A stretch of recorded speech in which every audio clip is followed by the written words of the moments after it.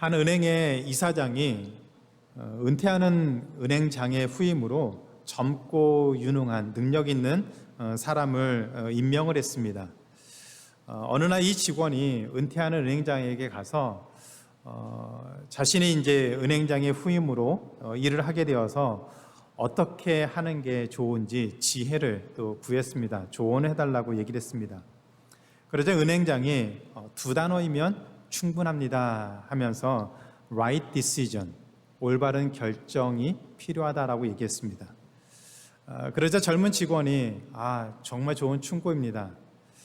그런데 어떻게 하면 right decision, 올바른 결정을 내릴 수 있습니까? 그러자 이 은행장이 한 단어이면 충분합니다.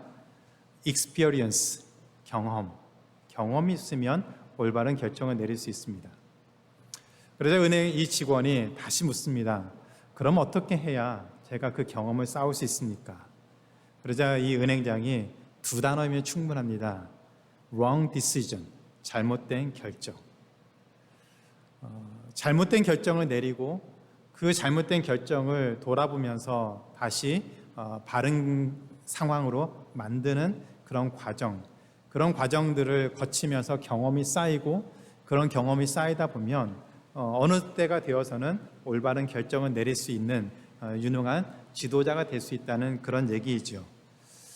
살면서 후회를 하지 않는 사람은 없는 것 같습니다. 후회를 하지 않고 살 수만 있다면 정말 좋겠지요. 그런데 우리의 어리석음 때문에, 우리 미성숙함 때문에 우리는 잘못된 판단을 내리거나 아니면 상황에 쫓기다 보면 섣부른 판단을 내려서 후회할 행동을 하게 됩니다. 그런 후회할 행동을 한 다음에 똑같이 행동을 하는 사람이 있는가 하면 잘못된 행동을 한 다음에 자신의 모습을 돌아보고 돌이켜서 그와 똑같은 행동을 하지 않는, 더 이상 그런 반복된 실수를 하지 않는 사람이 있습니다. 후자의 경우라면 그 사람은 실수한 것, 실패한 것, 후회한 것을 통해서 무엇인가를 배우게 되고 그 배운 것이 자신에게 유익이 되어서 오히려 더 성공할 수 있는, 또 더 좋은 결과를 얻을 수 있는 그런 삶이 될 수 있습니다. 그렇다면 그 실패와 실수는 그 사람에게는 오히려 기회가 될 수 있습니다. 이런 점에서 실패를 통해서 배울 수 있다면, 또 그 배움이 우리에게 유익이 준다면 그것은 우리에게도 굉장히 중요한 의미가 된다고 생각을 합니다. 오늘 말씀에는 철저하게, 처절하게 실패한 한 사람이 나옵니다. 모세였습니다. 그러나 하나님께서 그 모세를 사용하셔서 오히려 그 실패가 모세에게 기회가 되었던 것을 보여주고 있습니다. 우리가 잘 알고 있는 것처럼 모세는 애굽의 왕자였습니다. 최고의 교육을 받았습니다. 그리고 앞날에 보장된, 아주 보장된, 그리고 누구나 부러워하는 그런 성공적인 삶을 살 수 있는 사람이었습니다. 그럼에도 불구하고 모세는 고통당하고 있는 자기 민족, 이스라엘 백성들, 그들을 위해서 자신이 무엇인가를 해야 되는지를 고민하며 살았던 것 같습니다. 그러나 그 일을 시작도 하기 전에 모세는 살인자가 되었고 도망자의 신세로 전락을 했습니다. 그런데 하나님은 그 실패한 모세를 붙잡아서 그를 훈련시키시고 오히려 하나님의 크고 놀라운 계획을 모세를 통해서 이루도록 하셨습니다. 그런 점에서 모세의 실패는 그냥 단순히 실수로 끝난 것이 아니었습니다. 오히려 모세의 실패는 하나님이 모세를 훈련시키셔서 그를 하나님의 크고 놀라운 일을 쓰시기에 그 일을 감당하기에 오히려 좋은 모습으로 준비될 수 있는 기회가 되었습니다. 하나님은 실패할 수 있는 연약한 우리를 훈련시키셔서 하나님의 그 일을 감당할 수 있는 사람으로 만드신다는 것을 오늘 말씀을 통해서 가르쳐주고 있습니다. 모세의 실패를 통해서 우리가 배워야 되는 두 가지 교훈을 오늘 말씀을 통해서 같이 한번 살펴보도록 하겠습니다. 모세의 실패를 통해서 우리가 얻을 수 있는 첫 번째 교훈, 잘못된 방법으로 하나님의 일을, 하나님의 뜻을 이룰 수 없습니다. 잘못된 방법으로는 하나님의 뜻을 이루며 살 수 없습니다. 한국 속담에 뭐로 가도 서울로만 가면 된다는 말이 있습니다. 목적만 이룰 수 있으면 수단과 방법을 가리지 않고 사용해도 괜찮다는 말이지요. 아무리 좋은 의도를 갖고 있다고 해도 잘못된 방법으로 잘못된 방법으로 하나님의 뜻을 이룰 수가 없습니다. 사람들은 방법은 무엇이 되든지 목적만 잘 마무리가 된다면, 결과만 좋다면 그것은 괜찮다고 말합니다. 그러나 하나님은 그렇게 말씀하지 않습니다. 결과가 중요하지만 그 결과를 이루는 과정이 또한 중요하기 때문입니다. 오늘 본문에 나오는 이 모세의 삶이 우리에게 그것을 잘 보여주고 있습니다. 애굽의 왕자가 되어서 장성한 모세가 이스라엘 백성이 고된 노동을 하는 그 현장을 방문했습니다. 그런데 11절에 보니까 이스라엘 백성들이 애굽 관리에 의해서 핍박당하고 어려움을 당하는 그런 모습을 봤습니다. 그리고 이어서 한 애굽 감독관이 한 히브리 사람을 심하게 때리고 핍박하는 것을 봤습니다. 그러자 애굽 왕자임에도 불구하고 애굽 감독관의 편에 든 것이 아니라 오히려 히브리 사람의 편에 들어서 그 감독관을 죽였습니다. 그리고 그 시체를 모래 속에 감추었다고 했습니다. 그런데 그 다음 날 아무 일이 없었던 것처럼 모세는 다시 이스라엘 백성이 고된 노역을 하는 그 장소를 방문했습니다. 아마도 이런 모습을 본다면 모세가 그냥 호기심에서 이스라엘 백성을 방문한 것이 아니었던 것이 분명하지요. 이스라엘 백성들을 위해서 자기가 무엇인가를 할 수 있는 자신의 역할을, 자신이 무엇인가를 하고 싶어하는 그 마음이 있었기 때문에 이스라엘 백성들을 찾았던 것 같습니다. 지속적인 관심을 갖고 이스라엘 백성들을 위한 자신의 역할을 찾으려고 했던 것 같습니다. 그래서 억울한 이스라엘 백성들을 위해서 애굽 감독관까지 죽이는 그 일을 감행했습니다. 또 그 다음날 갔더니 히브리 사람들끼리 이스라엘 백성들끼리 싸우는 것을 보고 또 그 싸움을 적극적으로 말렸습니다. 그때 모세가 잘못한 사람에게 가서 왜 같은 동포끼리, 같은 사람끼리 그렇게 싸우느냐, 치느냐라고 책망했습니다. 그러자 잘못한 사람이 모세를 향해서 당신이 뭔데 우리 일에 상관하느냐면서 대들었습니다. 그리고 한 말이 모세에게 충격이었습니다. 애굽 사람을 죽인 것처럼 나도 죽일 것이냐. 애굽 왕자로서 애굽 감독관을 죽인 것이 모든 사람들이 알게 된 사실이 되었습니다. 그로 인해서 모세는 도망가는 것 외에는 방법이 없었던 것 같습니다. 그래서 미디안 광야로 도망을 갔습니다. 하루아침에 애굽 왕자로 살다가 모든 것을 빼앗기고 잃어버리고 살인자로 그리고 도망자로 살아야만 했습니다. 이런 모세의 실패, 그가 무엇인가 좀 거룩한 비전을 가지고 이스라엘 백성들을 위해서 무엇인가 할 수 있는 것을 찾으려고 했던 그런 모세가 모든 것을 빼앗기고 잃어버리고 도망자로, 살인자로 도망자로 미디안 광야로 가게 된 그 모습, 그런 모세의 실패는 어쩌면 우리의 마음속에 불편함을 줄 수 있습니다. 우리가 지난 시간에 살펴본 것처럼 모세는 히브리인이었지만 애굽 바로의 공주에게 입양이 되어서 애굽의 왕자가 되었습니다. 그러나 어린 시간에 그 어머니에게, 자신의 친어머니에게 젖을 먹으면서 히브리인이라고 하는 정체성을 배우면서 살았습니다. 그래서 애굽의 왕자였지만 자기 동포인 이스라엘 백성들을 도우려고 하는 그 마음이 있었습니다. 그러면 참 대단한 것 아닙니까? 그런데 일이 꼬여도 정말 최악의 상황으로 꼬여버렸습니다.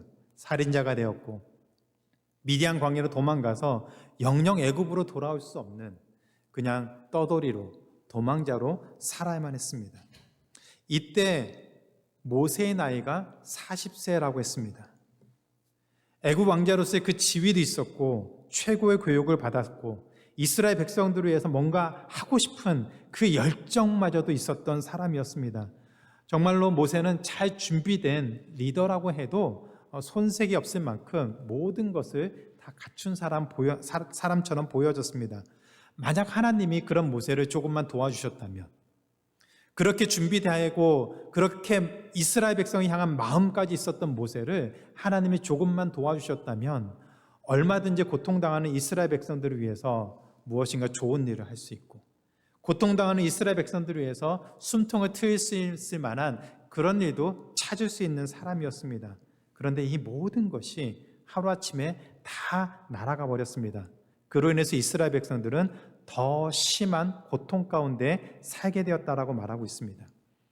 이렇게 된 이유가 무엇일까요? 하나님이 도와주지 않아서 그렇게 된 것일까요? 어쩌면 반대일 수 있습니다. 모세가 하나님 없이 자신의 방법과 의지로 하나님의 일을 감당할 수 있었다라고 생각했기 때문이었습니다. 그래서 모세는 애굽 감독관을 죽이고 그 시체를 묻었지만 그 마음속에는 어떤 죄책감도 없었습니다. 자신은 하나님의 백성을 위해서, 하나님의 자녀들을 위해서 거룩한 일을 했다고 하는 그 거룩한 사명감이 그 안에 있는 죄책감과 그 살인에 대한 것들마저도 다 씻어버리게 만들었습니다. 아무 문제될 것이 없다라고 생각했습니다. 그래서 아무 일 없었다는 듯이 그 다음날 다시 이스라엘 백성들을 찾아서 자신이 이스라엘 백성들을 위해서 리더로서 무슨 역할을 할 수 있을지를 고민했던 것 같습니다. 그러나 하나님의 일을 인간적인 방법으로, 잘못된 방법으로 결코 완성할 수가 없습니다. 그래서 모세는 실패한 채로 미디안 광야로 도망가서 살 수밖에 없었습니다. 그런데 생각해 보면 모세만 인간적인 방법으로 또 인간적인 생각으로 하나님의 뜻을 이루려다가 실패했을까요? 우리도 마찬가지 아닙니까? 교회에서 문제가 생기면 일반적으로 다 그렇진 않지만 일반적으로 한 두세 그룹으로 나누어져서 갈등이 생기는 것 같습니다. 그런데 하나같이 뭐라고 얘기합니까? 다 교회를 위해서, 다 하나님을 위해서 하는 것이다라고 말을 합니다. 그런데 정말 그럴까요? 하나님을 위한 것이 아니라 어쩌면 자기 만족을 위해서, 자기 생각을 관철시키기 위해서 일을 하고 열심을 내지만 오히려 그것이 하나님의 일을 방해하는 그런 모습이 될 수 있습니다. 겉으로는 하나님의 일을 한다라고 말을 하면서 속으로는 자기 생각과 자기 만족을 위한 결정을 내리기 때문에 우리도 실패할 수 있습니다. 개인적인 소원을, 욕심을 위해서 기도하면서 우리는 하나님의 일을 위해서 한다라고 기도하기도 합니다. 자기 만족을 위해서 추진의 일을 하면서도 우리는 그것이 하나님의 영광을 돌리는 것이다라고 그렇게 얘기하기도 합니다. 그래서 스티븐 콜 목사님이 우리가 하나님의 일을 한다고 하면서도 실패할 수밖에 없는 5가지 이유를 이 모세의 실패에서 찾아서 얘기를 했습니다. 첫째, 아무리 옳은 결정이라도 감정이 앞서 충동적으로 결정을 내리면 실패할 수 있습니다. 아무리 옳은 결정이라도 감정이 앞서서 충동적으로 결정을 내리면 우리는 실패할 수 있습니다. 둘째, 하나님의 일을 인간의 힘으로 하려고 하면 실패할 수 있습니다. 셋째, 하나님이 어떻게 생각하시는지 보다 사람들이 어떻게 생각하시는지를 더 염려하면 실패할 수 있습니다. 넷째, 하나님의 일을 성급하게 잘못된 시기에 시도할 때 실패할 수 있습니다. 5번째, 우리의 죄를 덮고 하나님과 사람들로부터 숨기려고 할 때 그 일이 실패할 수 있습니다. 하나같이 모세가 잘못했던 그런 모습이고, 어쩌면 우리도 지금까지 하나님의 일을 한다고 하면서, 그리고 하나님의 뜻을 이룬다고 하면서 우리도 실패했던 모습이 동일하지 않을까 생각이 듭니다. 모세뿐만 아니라 우리 역시 하나님의 일을 하고 하나님의 계획을 이루면서 살고 싶어 하죠. 그런데 그 방법이, 그 과정이 잘못된 과정이었다면, 잘못된 방법이었다면 우리 역시 실패할 수 있습니다. 하나님의 일은 하나님이 기뻐하시는 방법으로 이루어져야 합니다. 혹시 우리 가운데 하나님이 주신 비전이 있습니까? 여러분이 기도하는 가운데 하나님을 위해서 우리 삶을 드리기로 결단하셨습니까? 하나님의 영광 위해서 쓰임받기를 기도하십니까? 뭐로 가도 서울로만 가면 된다는 것이 아니라 그 목적지까지 가는 그 과정도 하나님이 기뻐하시는 그 모습이 되도록 기도해야 됩니다. 하나님의 교회와 가정과 개인의 삶에서 하나님이 기뻐하시는 그 일을 이루는 그 과정으로 삼아서 그 과정을 밟아서 가지 않으면 우리도 동일하게 실패할 수 있습니다. 인간적으로 생각하고 인간적인 방법을 동원해서 우리도 모세처럼 실패한 삶을 살 수 있습니다. 우리가 정말로 하나님의 영광을 드러내며 산다면 그 모습이 목적뿐만 아니라 매일매일 주어진 삶을 살아가는 그 과정 또한 하나님이 기뻐하시는 과정이 되어야 그 삶을 통해서 하나님이 영광 받으신다는 것을 기억하시기 바랍니다. 우리는 그렇게 부름받은 하나님의 자녀입니다. 그것을 건너뛰고 우리가 원하는 대로 살면서 하나님의 영광 돌린다고 말한다면 그것은 우리의 만족을 위한 것이지 하나님의 일을 하는 것도 아니고 하나님의 영광을 돌리는 것도 아니라는 것을 기억해야 됩니다. 그것을 기억하면서 또 주어진 삶을 또 하나님이 기뻐하시는 모습을 찾아서 수고하는 우리 모든 삶이 되기를 기도합니다. 모세의 실패를 통해서 우리가 얻는 두 번째 교훈, 실패는 하나님이 주신 훈련의 기회로 삼아야 됩니다. 우리가 삶을 살면서 실패한다면 그 실패를 오히려 우리가 하나님의 자녀로 준비되어지는, 훈련되어지는 기회로 삼아야 됩니다. 애국 감독관을 죽인 사실이 드러나자 모세가 미디안 광야로 도망을 쳤습니다. 바로왕이 두려워하고 또 경계하던 그 이스라엘 백성들을 위해서 애굽의 왕자로서 애국 감독관을 죽였다는 그 사실은 왕자임에도 불구하고 용서받지 못할 행동이었습니다. 그래서 바로의 그 눈을 피해서 모세는 미디안 광야로 도망갔다고 했습니다. 하루아침에 왕자로서 누리던 그 모든 부귀영화, 성공이 보장된 삶을 다 잃어버렸습니다. 사라졌습니다. 그리고 아무도 자신을 알아보지 못하는, 아무도 모르는 그 광야로 가서 살게 되었습니다. 그 광야에서 이 미디안 광야 우물가에서 머물다가 미디안 제사장의 딸들을 도와주고 그것이 계기가 되어서 모세는 제사장의 딸 십보라와 결혼하고 또 자녀를 낳았습니다. 그 낳은 아들의 이름을 게르솜이라고 불렀습니다. 살인자가 되어서 애굽을 떠나 돌아갈 수도 없고 또 결혼을 했고 아들을 낳아서 이제 평생 이 미디안 땅에서 살 수밖에 없는 처지가 되었는데 그 아들의 이름을 게르솜, 타국에서 나그네가 되었다라는 그 이름으로 게르솜이라고 불렀습니다. 그 말은 모세가 여전히 애굽에 대한 그리움과 이스라엘 백성들에게 돌아가고 싶어하는 그 마음이 컸다는 것을 보여줍니다. 그래서 그 아들의 이름을 게르솜이라고 지어주면서 평생 영원히 죽을 때까지 살아야 되는 그 미디안 땅에서 자기는 나그네다라고 그렇게 고백을 하고 있습니다.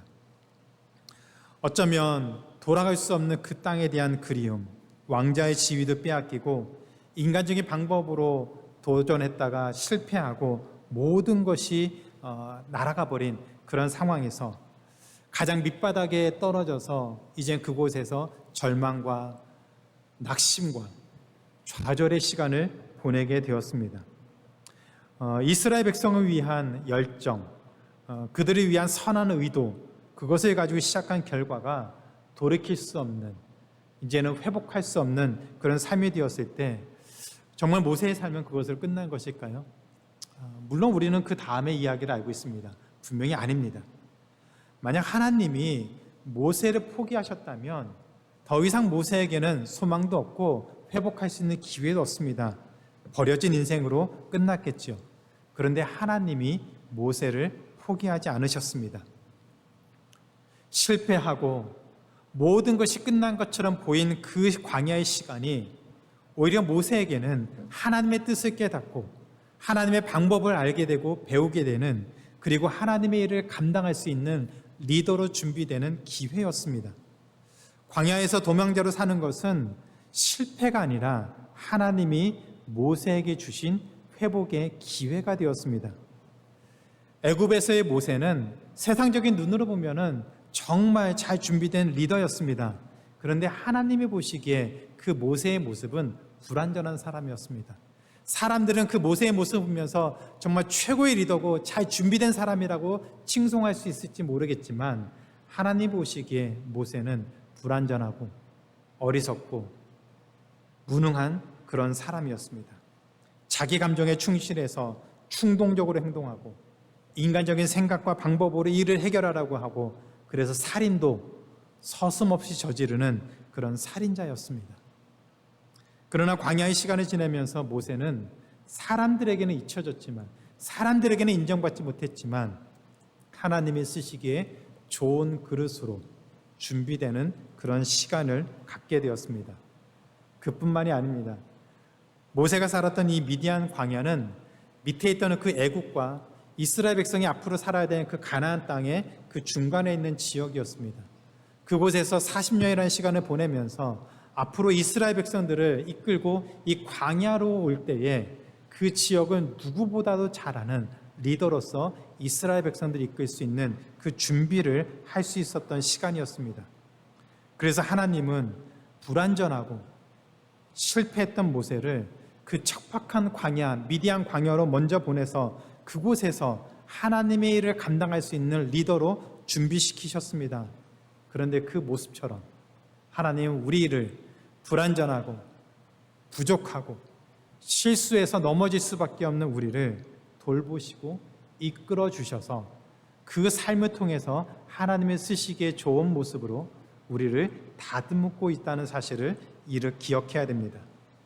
이 사실을 우리가 믿고 또 때로는 어렵고 힘든 일을 만나더라도 하나님이 우리를 지키시고 인도하신다는 사실을 분명히 붙잡고 살아야 됩니다.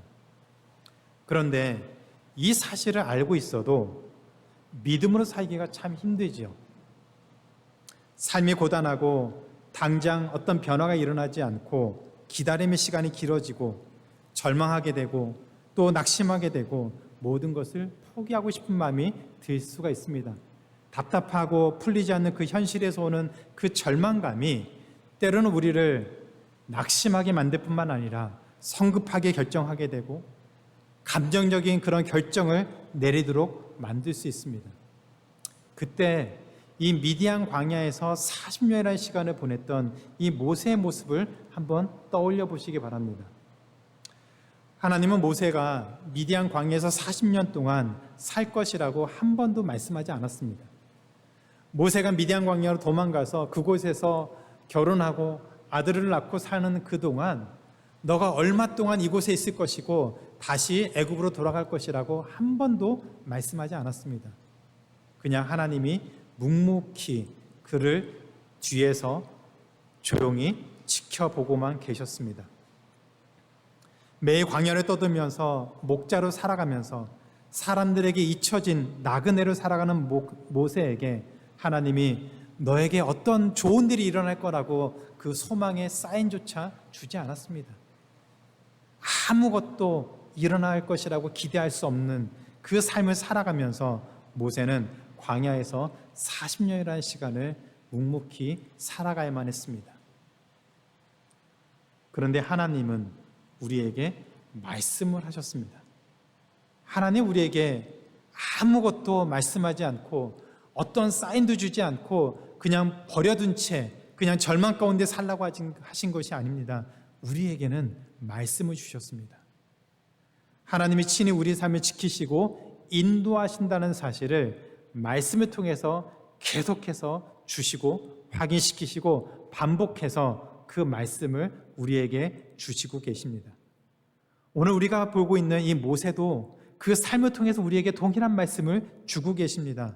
40년 동안 그 모세에게는 아무런 변화가 일어나지 않는 것처럼 보이지만 하나님은 그 모세를 지키셨고 그 모세를 훈련시키셨고 다듬어 주셔서 하나님의 일을 감당할 수 있는 리더로 세움받을 수 있도록 그를 지키시고 인도하셨습니다. 준비시켰습니다. 가장 낮은 곳에서 가장 절박한 곳에서 그 모세를 지키고 이끌어 주셨습니다. 그래서 광야의 시간이 모세에게는 기회가 되어서 하나님께 더 쓰임받았던 것처럼 우리가 이 땅을 살아가면서 주어진 그 모든 시간이 우리에게도 기회가 될 수 있음을 알아야 됩니다. 더디고 아무런 변화가 없어서 그 모습이 때로는 답답하고 절망적이고 어떻게 변화가 될지 모르는 그 두려움과 답답함 가운데 살 수는 있지만 그 시간에도 하나님이 우리를 위해서 친히 일하고 계시다는 사실을 분명히 기억해야 됩니다. 모세의 사건은 이 이야기를 우리에게 분명히 말씀하고 있습니다. 그래서 혹시 지금 처한 상황 가운데서 고민하는 그 삶의 여정 가운데서 자기 뜻대로 되지 않고 이것이 회복될 그 기미가 보이지 않아서 답답한 상황이고 포기하고 싶고 낙심하고 싶고 절망하고 싶은 그 마음이 든다면 이 시간이 오히려 하나님이 우리를 다듬으시고 불러주시고 그 하나님이 일하시는 것이 어떠한 모습인지 깨닫도록 하시는 기회가 된다는 것을 기억하시고 기도하시기 바랍니다. 절망의 시간이 소망의 시간으로 변화되도록 기도하시기 바랍니다. 우리가 처한 그 위기가 기회가 되도록 기도해야 됩니다. 하나님은 우리가 못나고 부족하다고 포기하지 않으십니다. 만약 그런 하나님이었다면 죄인인 우리를 위해서 그 아들 예수 그리스도를 이 땅에 보내시고 십자가에서 처절하게 돌아가게 하시지도 않으셨겠죠. 그래서 사도 바울이 담대하게 고백하고 있습니다. 우리 로마서 8장 32절 같이 한번 읽어보겠습니다. 시작. 자기 아들을 아끼지 아니하시고 우리 모든 사람을 위하여 내주신 이가 어찌 그 아들과 함께 모든 것을 우리에게 주시지 아니하겠느냐. 가장 좋은 것, 가장 좋은 그것을 우리에게 선물해 주신 하나님이 아까워서 감춰두고 줄지 말지 고민하고 이거 주기는 좀 아까운데 할 수 있는 그 어떤 것이 있을 수 있느냐? 없지요. 왜요? 가장 좋은 것을 먼저 줘버렸기 때문에. 그만큼 우리는 하나님의 사랑을 듬뿍 받고 가장 소중한 사람으로 하나님이 인정해 주신 사람입니다. 그 사람에게 가장 소중한 것을 우리에게 주었는데 뭐가 아까워서 줄지 말지 고민하고 이거 주면은 후회할 텐데 그 생각 가지고 우리를 대하시고 우리를 이끄시느냐, 그 고민 아니겠습니까? 그런 마음이 조금이라도 있다면 처음부터 예수님을 이 땅에 보내시지 않으셨겠죠. 그렇기 때문에 분명히 기억해야 됩니다. 하나님은 우리가 부족하다고 포기하지 않습니다. 우리가 불완전하다고 실수하고 실패한다고 우리를 버리지 않습니다. 오히려 우리가 실수하고 실패한 그곳에서, 인생의 그 밑바닥에서, 절망에서 나가 떨어진 그곳에서 하나님의 자녀로 우리를 훈련시키시고 준비시키셔서 하나님의 일을 감당할 수 있도록 우리를 사용하십니다. 우리 인생의 위험과 어려운 상황들을 광야로 생각한다면 이 광야는 우리에게 훈련의 장소가 됩니다. 여전히 부족하고 여전히 어리석고 또 반복해서 실수할 수 있고 실패할 수 있고 사람들에게 손가락질 당할 수 있는 그런 삶을 살 수 있는 가능성이 우리에게 너무 많지만 오히려 그 일이 우리가 하나님을 만날 수 있는 그 기회가 된다는 것도 기억해야 됩니다. 그래서 실패해서 도망친 그곳에서 인생의 그 의미를 깨닫고 고난을 당할 수는 있지만 동시에 우리의 부족함을 알게 되고 하나님의 쓰시기에 준비되는 좋은 모습으로 준비되는 기회가 있다는 것도 기억해야 됩니다. 하나님은 이런 모습으로 예전에도 우리를 인도해 주셨고 그리고 지금도 우리를 인도하시고 앞으로도 우리를 그 모습으로 동일하게 인도하십니다. 그 하나님이 우리의 아버지 되시기 때문에 우리의 실패와 실수에도 우리의 연약함에도 우리가 담대하게 하나님 앞에 나아가 기도할 수 있는 것이고 그 은혜를 구할 수 있는 것이고 담대하게 하나님이 우리의 삶을 주도적으로 이끌어 가시기를 간구할 수 있는 것입니다. 그래서 우리는 하나님이 우리를 붙들고 나아갈 때 하나님의 행하실 크고 놀라운 일을 보게 될 줄로 믿습니다. 우리가 잘나서요? 아니에요. 우리가 부족하고 연약함에도 불구하고 우리를 붙잡아서 인도하시는 그 하나님의 그 놀라운 사랑과 은혜 때문에 우리 실수에도 우리 연약함에도 우리가 하나님의 자녀로 쓰임받을 수가 있습니다. 모세의 이야기는 이것을 우리에게 분명하게 얘기하고 있습니다. 혹시 우리 마음에 낙심이 들고 또 계획한 것이 그대로 되지 않아서 마음에 두려움이 들고 절망이 들고 우리가 처한 그 상황이 우리를 좌절하게 만들지라도 기억하시기 바랍니다. 그것이 끝이 아니라 오히려 그 상황에서 하나님을 만나고 하나님이 일하시는 그것을 분명히 목도할 수 있는, 경험할 수 있는 그 삶이 될 줄로 믿습니다. 그 삶이 우리에게 주어진 은혜임을 기억하시고 주어진 한 주가 또 하나님의 그 부르심에 합당한 모습으로 준비되어지고 쓰임받는 우리 모든 삶이 되기를 주님의 이름으로 축원합니다. 이제 말씀을 맺겠습니다. 성경은 위인전이 아닙니다. 위인전을 보면 어려서부터 남다르게 태어나고 남다르게 행동하고 뛰어난 업적을 남긴 그런 사람들, 그래서 다른 사람들이 다 우러러보는 그런 이야기가 나옵니다. 성경은 탁월한 인물 위주의 성공 이야기가 아닙니다. 우리처럼 부족하고 우리처럼 연약하고 실수할 수 있고 실패할 수 있는 사람들의 그 모습을 너무나도 적나라하게 보여주고 있습니다. 이름만 다 되면 알 수 있는 그 믿음의 사람들의 그 허물과 그 실패를 있는 그대로 보여주고 있습니다. 모세뿐만이 아니죠. 아브라함의 그 거짓말, 다윗의 간음과 살인, 예수님의 제자들이 예수님을 향해서 저주까지 하면서 모른다고 부인하며 도망갔던 그 모습, 그 모습까지도 적나라하게 다 드러내고 있습니다. 만약 기독교가 사람들이 만든 종교라면, 인간이 만든 그런 종교라면 이 모든 것들은 다 숨겼겠지요. 그러나 하나님은 그 부족하고 실패한 사람들을 통해서 하나님의 크고 놀라운 그 뜻을 이루어 주셨습니다. 실패했다고 해서 버린 것이 아니었습니다. 그 낮아진 곳에서 하나님을 만나게 하셨고 다듬어 주셨고 그들을 다시 회복시켜 주셔서 하나님의 거룩한 일에 동참하도록 불러주셨습니다. 우리 역시 그런 하나님의 은혜를 누리고 살 수 있는 하나님의 자녀입니다.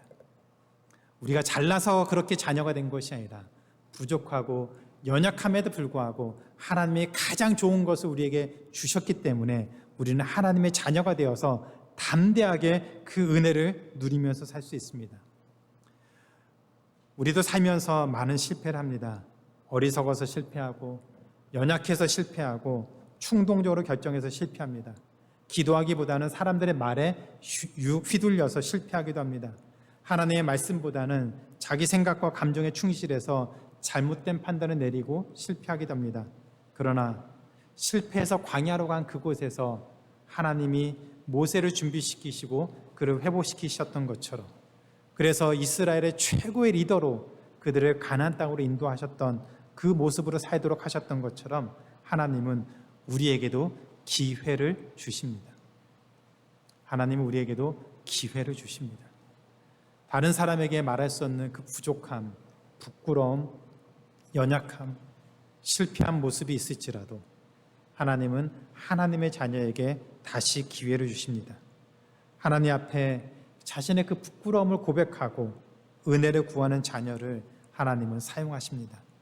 실패한 것이 자랑은 될 수 없습니다. 그러나 하나님의 쓰시기에 좋은 그릇으로 겸손하게 다듬어질 수 있는 기회는 될 수 있습니다.